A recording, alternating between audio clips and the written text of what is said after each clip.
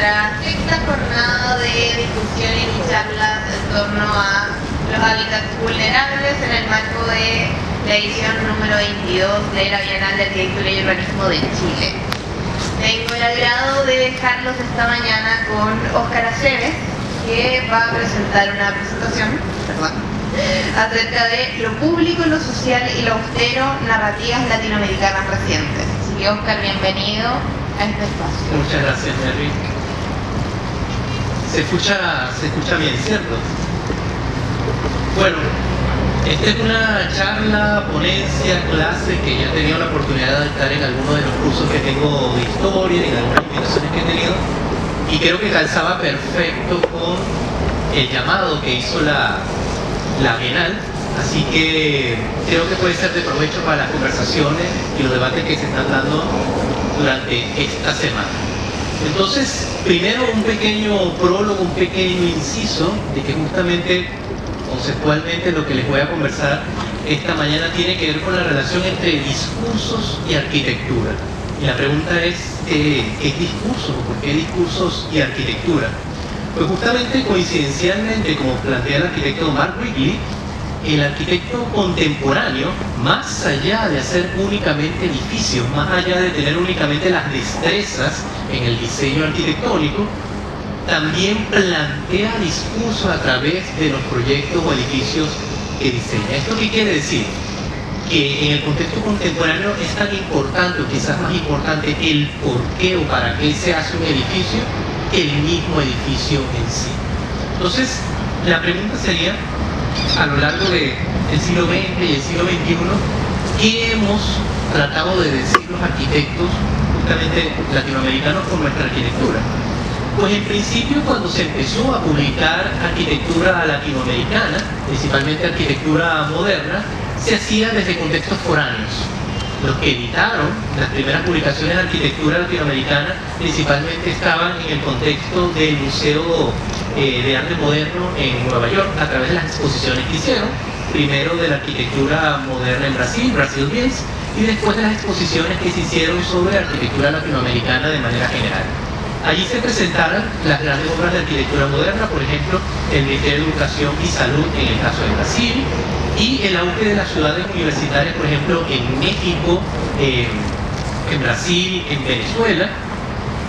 Y aquí lo que se destacaba, o la agenda o el discurso que se trataba de proponer, era que a partir justamente de una buena generación de arquitectos latinoamericanos que se formaron en Europa o tuvieron profesores europeos, se estaba plasmando justamente la misma estética, la misma morfología, la misma plástica, el mismo lenguaje de la arquitectura moderna en Europa o en Estados Unidos. Entonces el discurso lo que buscaba potenciar es que en Latinoamérica también se usa el lenguaje formal, estético, moderno. Unos años después ya también se empezaron a formar en la propia América Latina los historiadores, los curadores encargados de mostrar la arquitectura en Latinoamérica. Así aparece en el caso de Argentina Francisco Bullrich o Ramón Gutiérrez, en el caso chileno Humberto Elias, Manuel Moreno, entre otros. Estos son solo algunos ejemplos. Y justamente se empiezan a publicar ya en editoriales latinoamericanas algunos proyectos que ya habíamos visto en las publicaciones anteriores y algunos un poco más novedosos, como la FAUSP en Brasil, el caso ya del periodo brutalista, por ejemplo con la obra de Clorindo Testa en Argentina, y aparece de manera más protagonista ahora sí el caso de Chile con el edificio emblemático de la CEPAL. Aquí sigue habiendo un discurso enfocado en lo formal, en lo material, en lo tectónico, nada más que con una bajada un poco más compleja sobre la relación entre los edificios y el contexto en el cual se están haciendo, claro, porque los autores, los historiadores, los curadores eran latinoamericanos, también conocían de primera mano el proceso de formación y de construcción de cada una de las obras.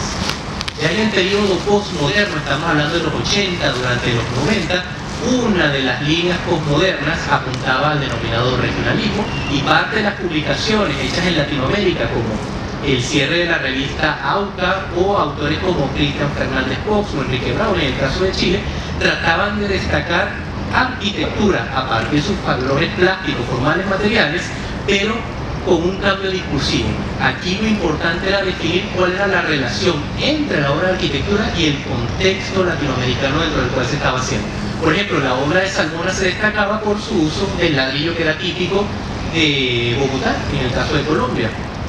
O las últimas obras de Luis Barragán incorporando los colores propios de la cultura mexicana dentro de un edificio demasiado racionalista. O aparece también parte de los edificios que se hacen en la ciudad a nivel territorio como una relación entre el acto constructivo, el cuerpo y el territorio. Entonces, fíjense que hay un cambio discursivo en algunas de las publicaciones que empiezan a destacar proyectos y obras de los 80 y de los 90.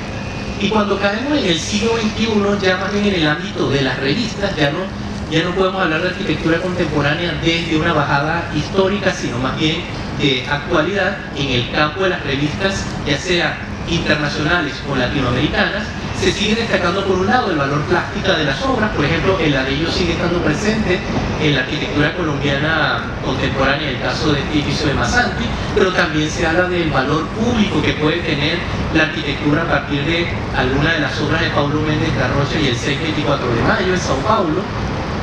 También todavía el valor plástico, inclusive objetual, que puede tener la arquitectura en el Museo de Arte Contemporáneo del Mar del Plata, que más que un edificio es prácticamente un ejercicio de composición de un objeto. El aspecto tecnológico aplicado, por ejemplo, a cómo se usan nuevos programas, en el caso de la Biblioteca Vasconcelos en Ciudad de México, de Alberto Calas, o el uso del diseño paramétrico o nuevas técnicas en el diseño arquitectónico cada vez más vigentes, en el caso del Museo Sumaya de Fernando Romero en Ciudad de México. Entonces, sigue estando nada más que se han sumado algunos discursos propios del siglo XX. Pero también hay otro discurso que al principio parecía ser un poco outsider, pero pareciera que ahora empieza a ser la regla. Miguel Adrián, que es editor de Arquine, editorial en México, nos habla de que justamente, parece de una manera pesimista, a principios del siglo XXI, hay como una sensación de que ni el Estado ha podido hacerse carga de las demandas sociales, ni el privado se ha enfocado en ayudar a los más necesitados. Pareciera que estamos en un escenario de urgencia. Por lo tanto, muchos arquitectos han tratado de variar su práctica para ir a atender directamente a las comunidades y darle un poco más de compromiso social a sus prácticas. ¿Cómo se traduce esto de una manera muy sencilla? Por ejemplo, ya siendo la anterior Bienal de Arquitectura, Feria Libre de Arquitectura en el caso de Chile, Habitar al Margen, Bienal Iberoamericana de Arquitectura y Urbanismo realizada en México hace unos meses por la Bienal Panamericana de Quito, que cerró también muy recientemente, tienen una agenda que refleja lo que está planteando justamente Adrián. Están planteando revisitar obras comunes y corrientes, marginadas o excepcionales dentro de la práctica arquitectónica. Entonces, dentro de todas las obras presentadas en estos eventos, se destacan este que fue presentado en Chile la pasada Bienal. Simplemente es un almacén, un tipo de obra que por envergadura, por vector e incluso por tipología funcional no hubiéramos visto en una revista o una Bienal años antes. O en la reciente Bienal Iberoamericana se destaca esto que es un centro cultural, la Casa de Música de Gabriela Carrillo en México, que tendría siendo simplemente una cubierta como un cerramiento para dar servicios comunitarios a quienes no lo tienen, a quienes el estado de bienestar o la empresa privada a partir de sus aportes no había podido llegar. Eso nos lleva al contexto de la Bienal, donde plantea que esto, más que un discurso excepcional, se está empezando a volver la regla, al menos en el contexto latinoamericano. Los co-curadores, tanto Cristóbal Molina como Loreto Lyon, han tratado de plantear en esta Bienal un llamado a ver cómo la arquitectura reciente en Chile ha atendido distintos escenarios de vulnerabilidad. Y es por eso que, tal vez, si no han visitado la muestra, se van a encontrar con escuelas rurales, algunos centros deportivos o incluso intervenciones en el Cementerio General de Santiago, dentro de todo el contexto que tiene la muestra, del otro lado del Palacio de la Moneda. Entonces, ¿de qué se va a tratar esta charla, entendiendo la relación entre el discurso y la arquitectura, entre lo que queremos decir a través de las obras? Es que justamente, como decía el arquitecto Hamilton Harris, se puede hablar de cierta masa crítica de arquitectura realizada bajo esta agenda que vamos a poder reconocer en el contexto reciente en América Latina. Y para esto le voy a mostrar el caso de 3 discursos en 3 países que, gracias a lo que plantea Harris, en los cuales se ha construido bastante bajo la misma agenda, con diversos arquitectos, y al mismo tiempo que han propiciado que se genere de alguna manera una marca país discursiva. Y tal vez de lo que le voy a hablar, algunos de esos casos ya los conocen, porque esos discursos han sido y siguen siendo bastante fuertes dentro de la región. Vamos por el primer caso, el discurso de lo público y el caso de Colombia. ¿A qué me refiero con lo público? Justamente arquitectura que viene a atender las falencias en equipamiento de distintos sectores de ciudad o incluso rurales. Es interesante porque el propio arquitecto colombiano Alberto Saldarriaga, que formaba parte de los comités comunicacionales de alguna de las bienales de arquitectura de Colombia, justamente destacaba esto de la arquitectura colombiana reciente. Él mencionaba en el catálogo de la edición de 2006 que justamente buena parte de la arquitectura pública que se estaba desarrollando en Colombia tenía su germen en, como él menciona,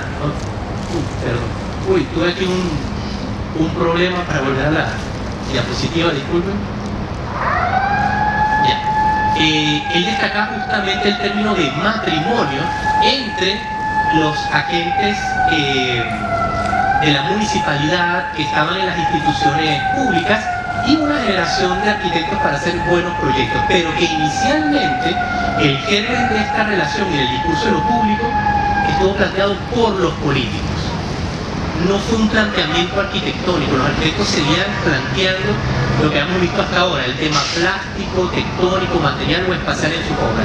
Se suma el discurso político porque los políticos nuevamente lo ponen en su agenda de una manera bien evidente. Yo, por ejemplo, tuve uno de los primeros pininos con esta arquitectura colombiana porque vi este documental. Un documental que se hacía en serie desde Dinamarca y que el episodio 4 de Ciudades en Movimiento estaba dedicado a Bogotá. Muchos arquitectos estamos revisando, oye, hay que ver este documental, y cuando lo vimos, no había arquitectos. ¿Quiénes son estos personajes que están acá? No sé si alguno lo reconocerá, pero tanto Antanas Mocco como Enrique Peñalosa fueron alcaldes mayor de Bogotá en los años 90 y en la primera década del siglo XXI. Y un poco más adelante, ya en el siglo XXI, Sergio Fajardo también termina siendo el alcalde de Medellín.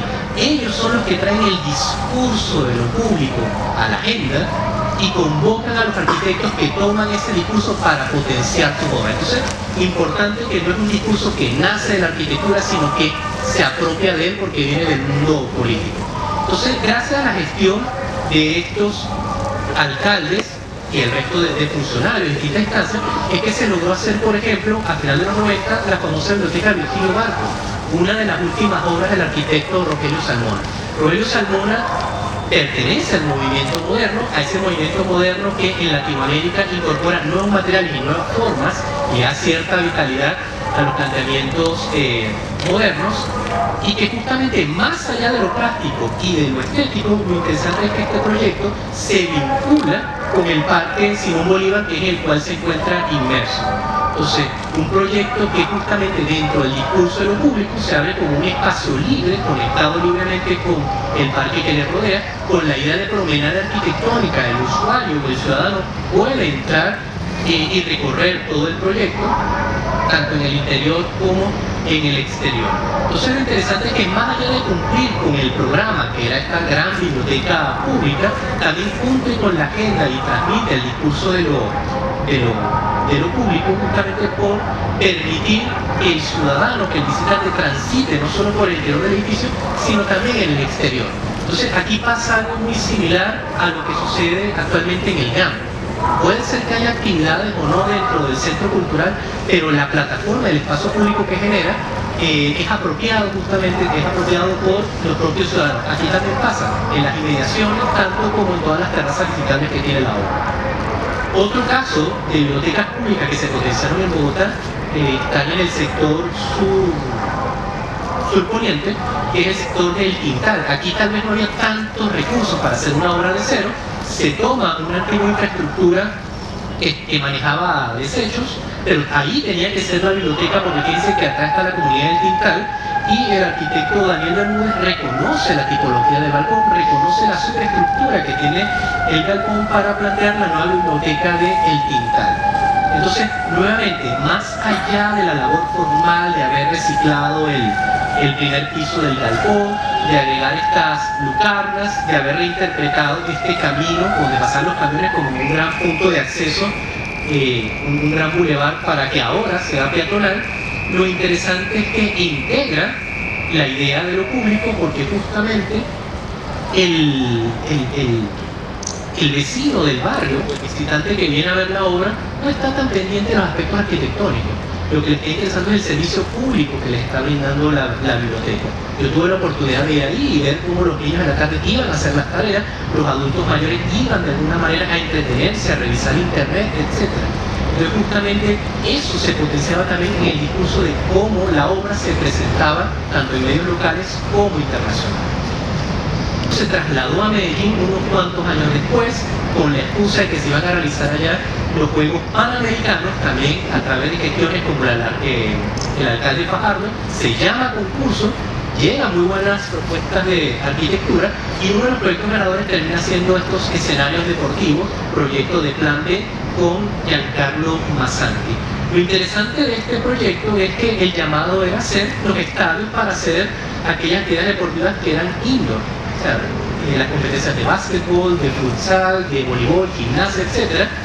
Y lo que pudieron haber sido muchos estadios pequeños terminan siendo, sí, aquí vemos los estadios, pero tal vez lo más interesante es toda esta superficie que se ve en color amarillo, porque gracias a lo más particular que tiene la obra, que son estas secuencias de láminas que conforman la cubierta, no solo se protege y se genera el área de juego, sino, lo más importante aún, se genera espacio público debajo de él. Entonces, lo que le gustó al paisa, al habitante de Medellín, es que más allá de que hubiera unas actividades deportivas, se estaba generando espacio público amplio con sombras que permite que se desarrollaran muchas más actividades. Y esto nuevamente fue parte de los valores con los cuales este proyecto se exportó dentro de los medios arquitectónicos. Y tal vez la joya del pastel, creo que todos ustedes deben conocer esta obra, el famoso Parque Biblioteca España de Giancarlo Massanti en Medellín, también en uno de los cerros de Medellín, que fue cofinanciado justamente por el gobierno de España, terminó siendo por mucho tiempo la imagen que representaba la búsqueda de Medellín en Google. Ustedes buscaban en Google Medellín y saben que les aparecen las imágenes referenciales, pues durante mucho tiempo ya no aparecía esta foto, para que vean lo simbólico que se convirtió el proyecto de ser representativo de una ciudad. Aquí lo interesante, o también lo complejo con respecto a los proyectos anteriores, es que la comunidad a atender estaba a la mitad de un gran cerro, había unas condiciones topográficas que no tenían los otros proyectos, le daba cierta complejidad, para lo cual el arquitecto Massanti planteó estos 3 volúmenes que buscaban ser un poco amorfos para que más que edificios parecieran objetos, rocas en el paisaje, y que cada uno agregaba un programa público.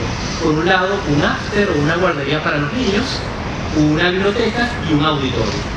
Entonces lo interesante es que este tipo de mirador, este tipo de espacios que antes hubiera sido muy difícil ver en un cerro, de nuevo por la condición topográfica y la falta de espacio, empiezan a aparecer, pero más allá de lo formal, de lo fenomenológico que puede tener esto, por lo que se destacó el proyecto es justamente por brindar este tipo de espacios a la comunidad que antes tenía que dedicar bastante tiempo para bajar del cerro, para lograr llegar a una biblioteca pública o para tener servicio de asistencia a las madres o tener algún espacio para hacer actividades.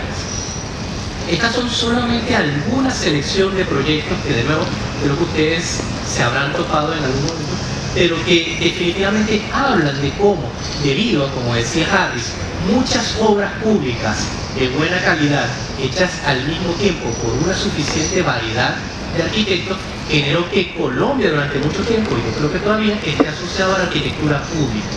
Que cuando alguien va a ver un proyecto de Colombia, tiene al principio una expectativa de un proyecto público, a pesar de que se hace cualquier tipo de proyectos en Colombia. Y eso ha llevado a que justamente la arquitectura colombiana como marca empiece a tributar eso en el contexto internacional.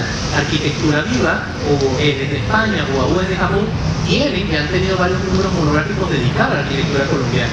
También los medios regionales, como la revista Pro de Argentina, también incluyen la arquitectura colombiana dentro de su recuento de lo que se está haciendo actualmente en América Latina. Entonces, esto es una evidencia de cómo el discurso, al ser tan potente y tan variado, se ha transformado de nuevo en una marca país. Vamos a otro ejemplo. Vamos a ver ahora el discurso de lo social a través del caso de la arquitectura ecuatoriana reciente. El arquitecto catalán José María Montaner plantea que justamente, bueno, no solo él, varios arquitectos, que también a partir del siglo XXI ha habido un cambio en las prácticas arquitectónicas. Se han instaurado más los colectivos, no sé si ustedes recuerdan o forman parte de un colectivo, donde las oficinas de arquitectura ya no están identificadas por los apellidos de o de los socios, sino que se alude a eslogans que aglomeran o que buscan de alguna manera unir un colectivo interdisciplinar de personas trabajando juntas para anular justamente la idea del autor único. Y además, también tienen una diferencia en la práctica. Buscan distintas formas de hacer arquitectura, más allá de esperar sentados a que llegue el mandante. Si yo quiero hacer un edificio, claro que sí, lo diseñamos, aquí están los planos, está el ingreso, lo construyen, muchas gracias, siguiente proyecto por favor. No, se hace de alguna manera una labor de activismo social, se van a buscar los proyectos se comparten o llegan a través del trato directo, familiar o de amistades. También se abordan arquitecturas temporales, exposiciones, instalaciones. Antes eso no era un proyecto de arquitectura, ahora sí forma parte de la práctica recurrente de muchas oficinas de arquitectura. Y eso sucede de manera evidente en el caso de Ecuador. También paralelamente la arquitecta española Ariadna Cantis, una labor que ya había hecho exclusivamente en España, tiene la intención de empezar a rastrear en Iberoamérica aquellas oficinas que están siguiendo esta práctica que nos planteaba Montaner. Este libro de 2009, Arquitecturas Emergentes en Iberoamérica, uno justamente iba a la biblioteca a buscar este libro y en vez de ver los grandes proyectos, los grandes arquitectos, decía, pero ¿quiénes son estos gallos? ¿Qué proyecto es una casita en el árbol? ¿Qué pasa acá? Bueno, era una evidencia justamente de que había una agenda discursiva de destacar este tipo de proyectos. Tanto así que el propio proyecto Fresh Latino de Ariadna Cantis, que es un proyecto que está no publicado sino en la web, que todavía está disponible si lo quieren ver, empezaba a destacar hace 15 años la labor de nobles oficinas de arquitectura que hoy forman parte del día a día. Por ejemplo, en Argentina A77, Adamo Fayden, también en Argentina, en el caso de Brasil, Inch Arquitectos, en el caso de Chile, hablaba de unos jóvenes, Pessoa y Edelshausen, por ejemplo. Tal vez uno de los arquitectos que no estaban todavía en la lista de Ariadna Cantis, pero que tuvo mayor empuje en esta línea que planteaba Montaner, es Alborde Arquitectos en el caso de Ecuador. Yo no sé cómo ustedes llegaron o si conocen o no el caso de Alborde, pero yo lo conocí a partir de este proyecto. Tuvo muchísima difusión impreso digital y el proyecto era minúsculo. Cabe repetidas veces dentro de este inflable. ¿Qué tiene de particular que este proyecto no llegaron a encargárselo a ellos en Quito? Ellos no lo están esperando, no licitaron por este proyecto. Hubo un contacto con la comunidad de Nueva Esperanza porque ellos necesitaban un pequeño espacio para que los niños se educaran porque necesitaban recorrer mucha distancia para llegar a la escuela más cercana. Igual es una situación que pasa en muchas localidades de Latinoamérica. El proyecto termina siendo simplemente un único espacio, ni siquiera completamente cerrado, obviamente por las condiciones climáticas que hay en Ecuador, pero lo interesante es que acá, a nivel de la agenda, destacar lo social de la arquitectura, como entre varios podemos diseñar y construir un proyecto de arquitectura. Lo más importante para Alborde no es el proyecto, es cómo se hace el proyecto. Dentro del discurso de lo social no es tan importante el producto, sino más bien cómo se llega al producto. ¿Y cómo se llega al producto? Diseñando desde Quito y mandando los planos. No, la oficina se muda parcialmente, porque tiene más pega, al sector y junto a la comunidad diseñan y construyen la obra. Entonces, cuando se difunden este tipo de obras, vamos a encontrar sobre todo más material referido al proceso de diseño, de construcción, de co-construcción y de codiseño, más allá del producto final. También hay que ser bastante claro con esto. También se reproducen muchas fotografías de este tipo, donde está todo el equipo en conjunto de hologramas, o qué bien que ahora tenemos una escuela, cosa que es real y tiene un mérito social muy importante este tipo de proyectos, pero también discursivamente estas imágenes son muy sugestivas. Justamente aluden al poder de cambio social que tiene la arquitectura, que había sido abandonado del movimiento moderno, del pensamiento positivista, que vamos a cambiar la sociedad a través de gran infraestructura. Aquí se retoma otra escala. Podemos hacer ese cambio, pero si nosotros mismos nos acercamos a la comunidad a generarlo. No son los únicos. Tal vez ellos fueron los que tuvieron primero notoriedad, pero hay un grupo de oficinas nobles en Ecuador que incluso se formaron, se conocen, son amigos, que andan practicando la arquitectura de una manera bastante similar. Otro caso es el Gabinete de las Curiosidades, de Daniel Moreno Flores y Marie Conví, que abordan distintos tipos de proyectos, pero bajo esta misma impronta de hacer el proyecto y construirlo en conjunto. Por ejemplo, aquí tomaron un edificio viejo, un galpón, y lo convirtieron en una zona de coworking, reciclando parte de la infraestructura que era útil, de nuevo teniendo un acabado rústico, no gastando en acabados, en la propia materialidad del proyecto, que es el acabado final, e incorporando también materiales que se dejaban de la obra o de otras obras para completar las partes faltantes del proyecto. Recientemente acaban de ser finalistas en la Bienal Panamericana de Quito con proyectos como este. Esto es el complemento de una posada en el sector del Tingo, en Ecuador, donde a través de materiales propios del lugar, como las lajas de piedra que vemos abajo, o de materiales industriales para construir este puente, logran darle una mayor complejidad a la obra de arquitectura. Se generan miradores, pasos, conexiones, que originalmente no formaban parte del programa de una posada. También recibieron un reconocimiento con esta obra, que justamente es un hospedaje dentro de una ruta de trekking, y lo interesante es reconocer que el hecho de que haya poca mano de obra, pocos recursos, o los materiales no sean de primera mano, pues eso no coarta que pueda haber una búsqueda arquitectónica espacial, porque en otros casos un arquitecto dirá, o cualquier persona, bueno, esto da para hacer una casita, una puerta, un techo y listo. Es decir, que hay una exploración aquí del espacio intermedio, de la separación de la cubierta con el volumen principal para insinuar miradas, para insinuar accesos. También se destaca nuevamente la idea de la construcción con los propios especialistas que hay en la zona, utilizando materiales que están en la zona. Tomamos el tiempo. Otro caso también, amigos, pero tenía que incluirlos, el caso de Rama Studio, que también tienen su sede en Quito. Ellos tenían la necesidad de generar un espacio para trabajar, logran conseguir que les renten un galpón en la parte trasera de una casa. Fíjense que aquí es lo que vemos en la foto, simplemente el acceso que está en la calle, un gran pasillo para ir al fondo del lote, y ya que tenían que hacer una oficina, bueno, hagamos una oficina para nosotros y para quien más quiera trabajar acá también, hicieron un coworking. Interesante, porque ellos planteaban, aquí trabajamos nosotros, pero nuestro trabajo se va a ver potenciado porque aquí trabajan muchas personas que estén relacionadas con el trabajo que estamos haciendo nosotros.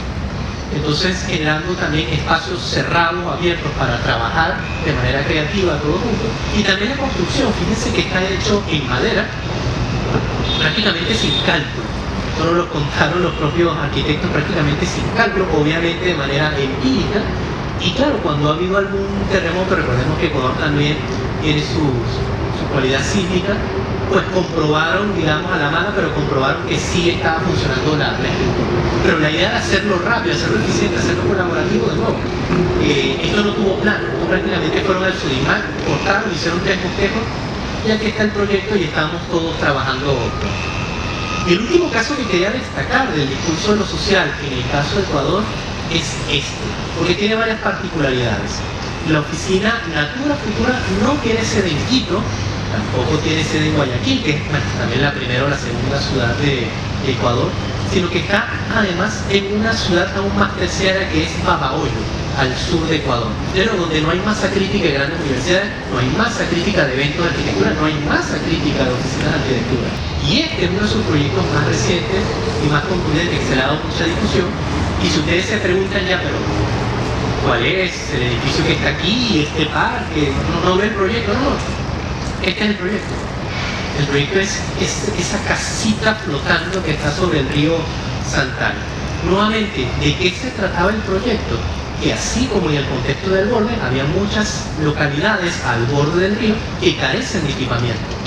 Y como también se carecía de los recursos para hacer en cada una de estas localidades un equipamiento, aunque sea bajo costo, pero un equipamiento individual, pues eso no fue una limitante. Más bien se pensó, bueno, si todas están relacionadas o tienen una rutina lacustre, pues hagamos un equipamiento que se aproveche de esta misma rutina de los barcos llegando a los muelles, pero esto es un equipamiento, un edificio que va llegando y va prestando servicio a cada una de las comunidades a lo largo de la ribera del río. Entonces, nuevamente, se buscan los materiales, se busca el apoyo de privado, de público, la propia comunidad ayuda a construir, y justamente desde hace un año aproximadamente, este observatorio está navegando por el río Santana. Lo interesante, nuevamente, es que es un proyecto que no es rentable económicamente y que además no es el proyecto en que llega un mandante, vamos a hacer los planos, el detalle, que lo calcule el calculista, valga la redundancia, va a la MUNI. No. Estos son proyectos que justamente como van a atender contingencias, también tienen que operar de una manera diferente a lo contingente para que puedan ponerse justamente en marcha. Entonces también ha sido tan potente la cantidad de proyectos, el momento en que se han hecho y la variedad de arquitectos que están atendiendo este Ecuador, que también la marca país de arquitectura ecuatoriana está dando la vuelta al mundo, ya sea en publicaciones propias ecuatorianas como la revista Trama de la izquierda. Hay tanta arquitectura ecuatoriana que se está haciendo ahora que cada 3 números en revista Trama hay un número dedicado a arquitectura en Ecuador. Fíjense, Casabella, desde Italia, recientemente hace 2 años, una monografía directamente arquitectura ecuatoriana, donde están algunos de los autores que hemos visto ahora, e incluso quien ha seguido trabajando en esta agenda y se ha potenciado, tiene una lista interminable de convocatoria para pasantes que vayan cada año a las oficinas de Alborde, no solo a trabajar con ellos, a vivir con ellos, a cocinar con ellos, pues todos viven juntos. Pues bueno, la última monografía que se acaba de publicar en México a través de Editorial Arquín. Entonces, nuevamente, ha sido tan plural que buena parte de la arquitectura residente en Ecuador que esté asociado con lo social, justamente ha logrado este impacto comunicacional, no solo en Latinoamérica, sino en todo el mundo. Y para cerrar, tal vez el más reciente caso con el que me he encontrado es el de la arquitectura reciente en Paraguay. De alguna manera uno puede decir, bueno, Ecuador, Colombia son países que tal vez tienen, no son los más potentes de América Latina, pero tienen recursos, tienen instituciones, explotan, por ejemplo, hidrocarburos, tienen empresas de manufactura, pero Paraguay pareciera que es uno de los países que incluso para los latinoamericanos es más misterioso. Está en el centro de Latinoamérica, no es la ruta por la que uno se conecta con el resto de los países, tampoco a nivel de arquitectura. Yo no escucho mucho de Paraguay. Entonces, ¿por qué ahora sí podemos hablar de Paraguay? Justamente porque se ha difundido el discurso de lo austero. Aquí vamos a utilizar las palabras de Germán Valenzuela, arquitecto chileno vinculado a la Escuela de Arquitectura de Talca, donde dice que a partir de la mayoría de estos proyectos que hemos visto ahora, pareciera que hay un término que es recurrente en la descripción de este proyecto, que es el de escasez. Pero escasez no es un término peyorativo. Lo escaso no necesariamente es un escenario mal o desfavorable para la arquitectura. Como define Valenzuela, más bien escasez tiene que ver con que, eso se estaba discutiendo en un conversatorio hace apenas 2 días de Mujer Arquitecta, donde pareciera que cada vez más el proyecto tiene que requerir o tiene que construirse con menos recursos de los cuales se cuenta para hacer ese proyecto. Entonces, pareciera que buena parte de la arquitectura contemporánea se enfrenta a un contexto de escasez, porque la idea es siempre abaratar costos o incluso trabajar con menos de lo disponible. Es algo que prácticamente es inherente al proyecto arquitectónico contemporáneo. Y como reconoció Valenzuela, pareciera que esto toma importancia en el caso de las últimas décadas en Latinoamérica. Yo no sé si ustedes recuerdan, unos años atrás, la edición de 2016 de la Bienal de Arquitectura de Venecia, que justamente el curador era Alejandro Aravena. En su eslogan planteaba o convocaba a los arquitectos de todo el mundo a reportar desde el frente. ¿A reportar qué? A reportar cómo a partir de sus prácticas arquitectónicas alrededor del mundo se hacían cargo, por ejemplo, de escenarios vulnerables o de falencias o de escasez. Quien ganó el León de Oro en esa ocasión fue la Oficina Paraguaya Gabinete de Arquitectura. Ahí está Solano Benítez, Gloria Cabral, Solanito Benítez, que en ese momento era socio de la oficina, y bueno, ahí se ve en la foto del fondo Alejandro Aravena. Y la pregunta es, ¿con qué edificio fue reconocido el León de Oro de ese año? ¿Qué mostró Gabinete de Arquitectura? ¿Un centro cultural? ¿Un centro comunitario? ¿Unas canchas? ¿Una casa? ¿Un edificio de viviendas? No, presentó esto. Yo le preguntaba a mis estudiantes cuando hablábamos de este caso, les preguntaba, ¿qué es esto? Y entraba la confusión, porque entraba en la categoría de una tipología funcional. Es un galpón. No, esto es como un cobertizo, es como la base de una cabaña. Yo les decía, no, esto es una experimentación, en este caso, constructiva. Esto no es un edificio per se. Esto es una experimentación que ellos llevaron a la Bienal. ¿Y qué es lo que tiene de interesante? Que ellos llevaron a la Bienal de manera fidedigna, porque esto lo construyeron en Venecia, con poco tiempo, apresurado como siempre, hicieron una reproducción de qué es lo que ellos hacen en su contexto de práctica arquitectónica. Más que reportar desde el reportaje del frente, ellos reprodujeron qué es lo que hacen ellos en el frente y qué es lo que hacen. Estrictamente, déjenme volver, esto simplemente es una superficie nervada de forma de catenaria, construida a partir de nervaduras de hormigón con un encofrado perdido de tablillas de arcilla. Esto no tiene ningún tipo de enfierradura.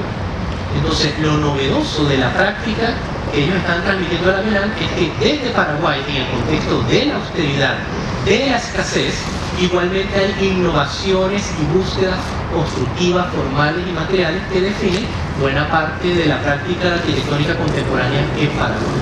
Entonces, eso que se veía novedoso en 2016 para los visitantes de la Bienal, ya ellos llevaban rato haciendo. Fíjense, en esta parte del proyecto del Centro de Rehabilitación Teletón de 2010 vemos la misma experimentación, una cobertura curva con nervaduras a partir de triangulaciones de hormigón sin enferradura y con un encofrado perdido en las propias losetas de arcilla. Pero frente a un escenario en el cual no hay materiales para trabajar, o no hay materiales más allá del ladrillo y no hay recursos, tal vez lo común sería que conoces el proyecto o de nuevo, o sea, es algo muy sencillo.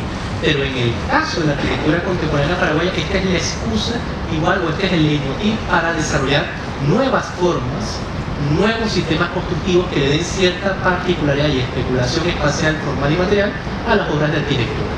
Esta es la misma idea conceptual que está tomando Gabinete de Arquitectura para hacer este proyecto, que es de larga data, que es el aulario de la Facultad de Arquitectura y Diseño de la Universidad Nacional de Asunción, donde se usa el mismo sistema, pero en este caso de manera recta para hacer las fachadas.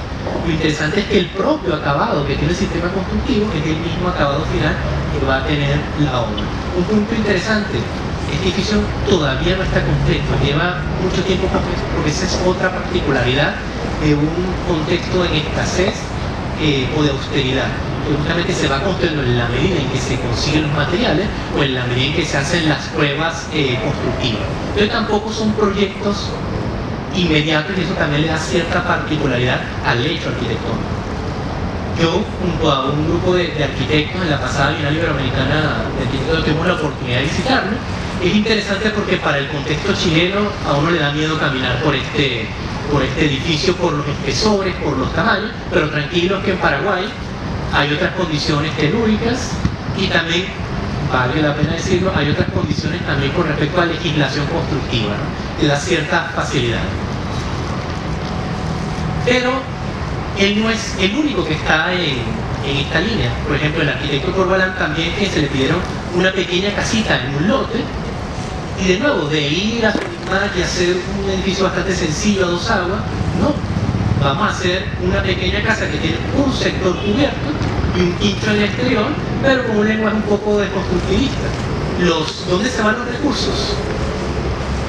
Los recursos se van justamente en hacer los pilares para el techo que va a colgar y en hacer las bases de hormigón para que las dos fachadas estén inclinadas. El resto es extremadamente económico, extremadamente sencillo, pero hecho de esta manera le da una potencia extra a la espacialidad y a la forma que tiene una simple casita de campo.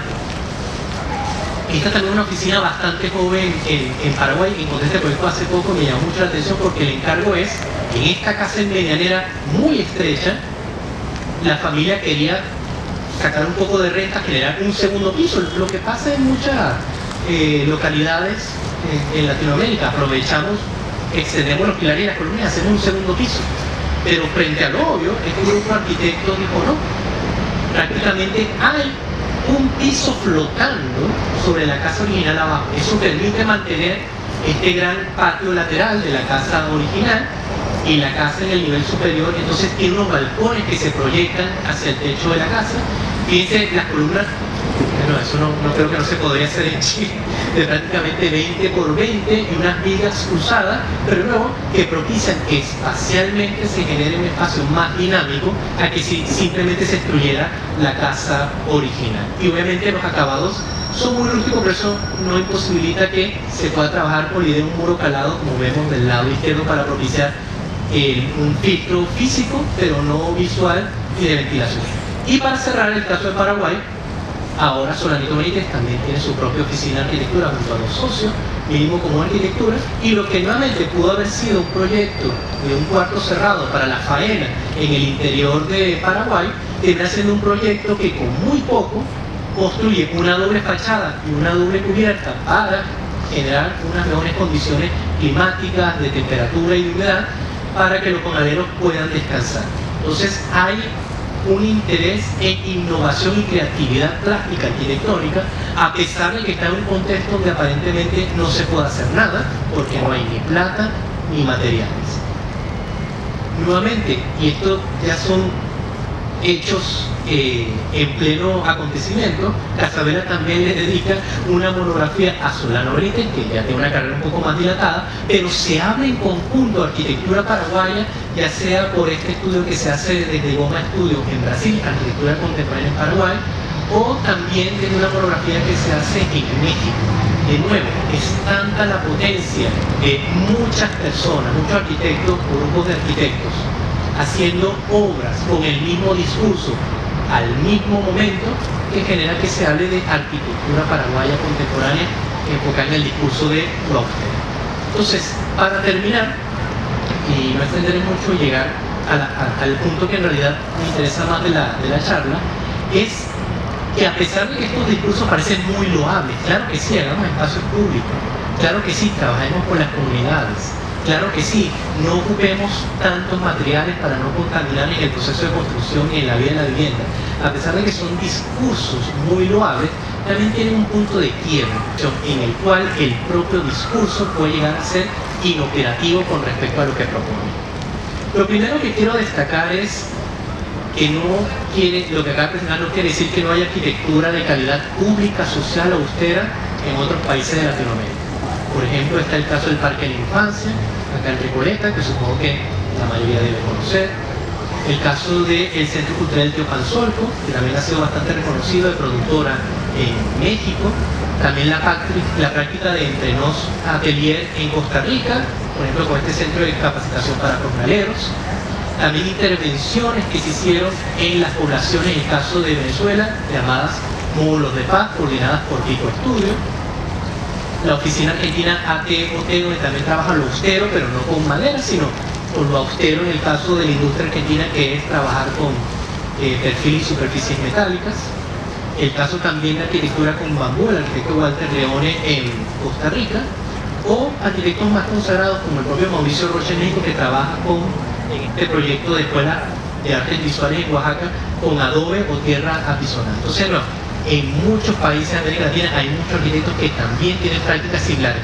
Lo que pasa es que en estos países, en estos contextos, no ha sucedido lo que nos decía Harris. No hay la suficiente masa crítica de arquitectos haciendo lo mismo de una manera muy rápida y con calidad arquitectónica para que se hable de la arquitectura social en México, para que se hable de la arquitectura pública chilena.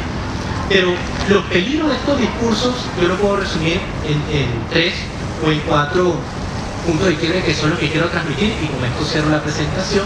Y es primero mal acostumbrarnos a que este tipo de proyectos directamente con la comunidad son, de alguna manera, hablando con respecto a lo que pasó ayer en Aguilar, terminan siendo parchicuritas o terminan abordando cierta situación de contingencia, pero no deberíamos acostumbrar a las contingencias.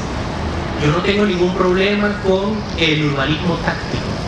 Lo que creo es que hay un problema si nos acostumbramos a que el urbanismo táctico es el proyecto que va a resolver los problemas que debería responder una infraestructura de mayor envergadura con fondos públicos. Que no nos acostumbremos a que porque conseguimos el auspicio de pinturas y materiales para hacer intervenciones como esta, no vamos a exigirle a las autoridades que bajen los recursos necesarios para hacer proyectos que son necesarios en contextos vulnerables como este. 2. Y a veces, lamentablemente, los edificios fallan. Y cuando los edificios fallan, propician que los discursos detrás de ellos también fallen. Fíjense, esta era la apariencia que tenía la Biblioteca España hace nada más unos años. ¿Por qué? Porque hubo unos problemas constructivos que generaron que después de unos años las lajas que hacían los cerramientos cayeran. Hubo un problema jurídico bien fuerte para establecer la responsabilidad entre el arquitecto, el constructor o quien brindó el material. Pero más allá de eso, no nos queremos meter eso, el problema es que al fallar el edificio falla el discurso. Pareciera que ha perdido su cualidad de atender a las necesidades públicas. Lo mismo pasó, por ejemplo, con esta escuela que se hizo en Nigeria, muy parecida a la de Ecuador, que lamentablemente colapsó. Y no hay problema en que haya colapsado. El problema es haber pensado que lo temporal podía atender a una condición que se alarga más en el tiempo. Y finalmente, que yo creo que es lo más grave, es cuando romantizamos los contextos vulnerables. En la Bienal del año 2012, la Bienal de Venecia, se le entregó el León de Oro a este proyecto, justamente para romantizar cómo las propias personas se apropiaban de un edificio que está abandonado, como justamente la sociedad no necesita arquitectos, no necesita arquitectos porque no quiere, sino porque están en contextos vulnerables. Entonces, si bien ya existe una romantización desde el primer mundo hacia regiones como Latinoamérica, no solo hay que evitar eso, sino evitar que desde la propia Latinoamérica romanticemos lo bueno que es estar en un contexto vulnerable, porque creo que caería en una incongruencia al discurso. Muchas gracias.